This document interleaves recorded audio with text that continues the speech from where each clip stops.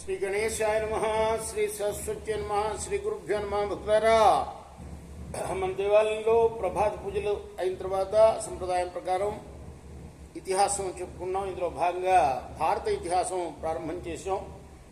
నిన్నటి వరకు ఆదిసభ, అరణ్య, విరాట, ఉద్యోగ, భీష్మ, ద్రోణ, కన్న, శల్య, సౌప్తిక, స్త్రీ పర్వాలనే 11 పర్వాలు పూర్తి చేసాం. 12వదైన స్త్రీ పర్వంలో కూడా మనం 336 అధ్యాయాలు పూర్తి చేసాం.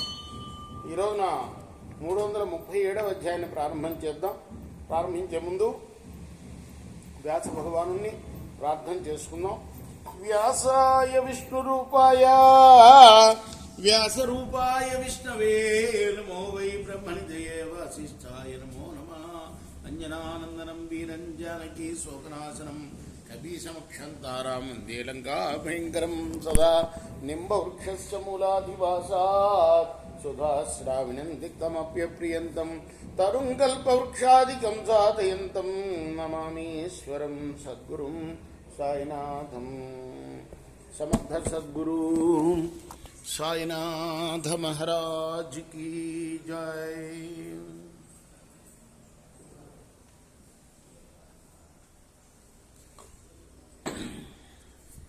యుధిష్ఠిర ఉవాచ.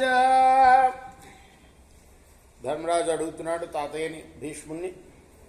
యదా భాగవతోచ్యర్థం ఆసీద్రాజా మహాన్ వసుః కిమర్థం స పరిభ్రష్టః వివేశ వివరం భువః.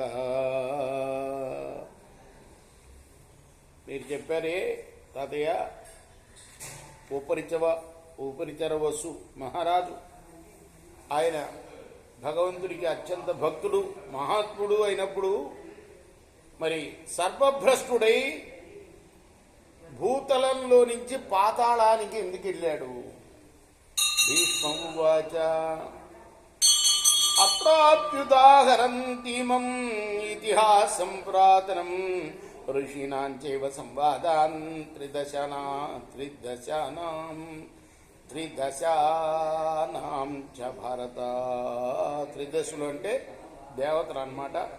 భీష్ముల వారు చెప్తున్నారు, మరి నువ్వు అడిగిన ప్రశ్నకి సమాధానంగా నేను జ్ఞానులైన ఋషులకి దేవతలకి జరిగిన ఒక పురాతన సంవాదాన్ని చెప్తాను విన్నాయన. అజేన యస్తవ్యమితి ప్రాహుర్దేవా ద్విజోత్తమాం సచాగోప్యజో జ్ఞేయ నాణ్య పశురితి స్థితి. మేకపోతుని పశువుగా ఉపయోగించి యజ్ఞం చేసే విధానం ఉన్నది అని దేవతలు అక్కడికి వచ్చిన ఋషులకు చెప్పారు. ఇక్కడ అజా శబ్దానికి మేక అని అర్థం, కానీ ఇంకొక పశువు కాదు, అది శాస్త్ర నిశ్చయం అని అన్నారు.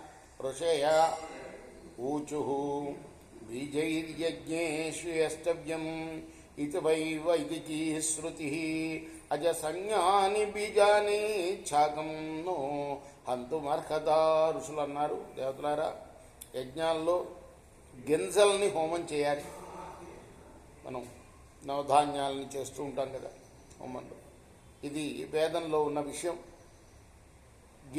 గింజలే అజశబ్దానికి అర్థం కాబట్టి మేకపోతును చంపడం మాకు సముచితం కాదు. నైష ధర్మ సతాన్ దేవా యత్ర వధ్యేత వై పశు ఇదం కృతయుగం శ్రేష్టం కథం వధ్యేత వై పశు. జాతులారా, ఎక్కడైనా యజ్ఞంలో పశువధ సజ్జన ధర్మం కాదు. ఇప్పుడు శ్రేష్టమైన కృతయుగం నడుస్తున్నది. ఈ కృతయుగంలో పశువధ ఎలా చేస్తారు? కృష్ణార్పణం. రేపు మనం కొనసాగిద్దాం. స్వస్తి ప్రజాభ్యః పరిపాలయంతాం న్యాయేన మార్గేణ మహిమేషా. గోబ్రాహ్మణేభ్యః శుభమస్తు నిత్యం. లోకాః సమస్తాః సుఖినో భవంతు. కృష్ణార్పణం.